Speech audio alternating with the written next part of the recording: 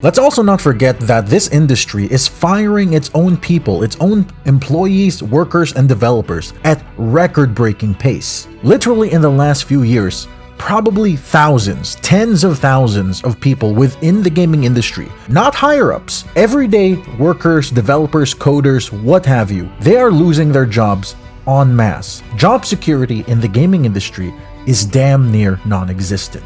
You would think that the most profitable form of media, video games, would care more about the people who make the video games, but apparently that's not the case. And it's baffling that people don't talk about this more often. And right now, the big hot debate going on is the Stop Killing Games movement, which I fully support, by the way. I made an entire other video talking about it. Go check that out if you want. I also just rant about Pirate Software because that guy's a total tool. But currently right now, the Stop Killing Games movement really needs to succeed, because this battle is a battle worth fighting for. We gamers are currently fighting both governments and corporations just to prove that we actually own the games that we buy. Which, if you really take a second to listen to that, it's insane that we have to actually fight for this distinction in the first place. Imagine having to argue to a lawyer out there saying that yes, the games that we bought with our hard-earned money needs to be proven that it is ours. Ridiculous. This is not the point of the video, but I just remembered this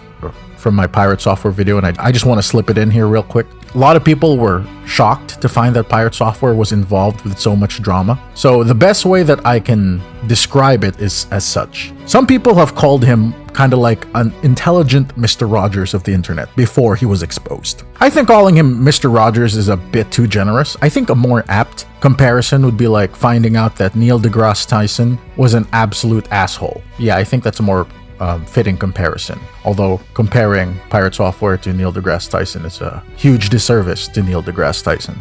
Anyway, back on topic. Gamers are always fighting something. A company, a corporation, the government, and sometimes other gamers who are against gamers for some fucking reason. We are always fighting something. And I'm all for it as long as what we're fighting for is worth it. And in this case, when it comes to game ownership, game prices, business practices, terms of service abuse, absolutely. And there is one more battle that I think a lot of people aren't aware of that I really think should have more recognition. It's a silent battle. Not a lot of people see it, or at the very least, not a lot of people hear about it. But it is a fight that we absolutely need to put into the forefront.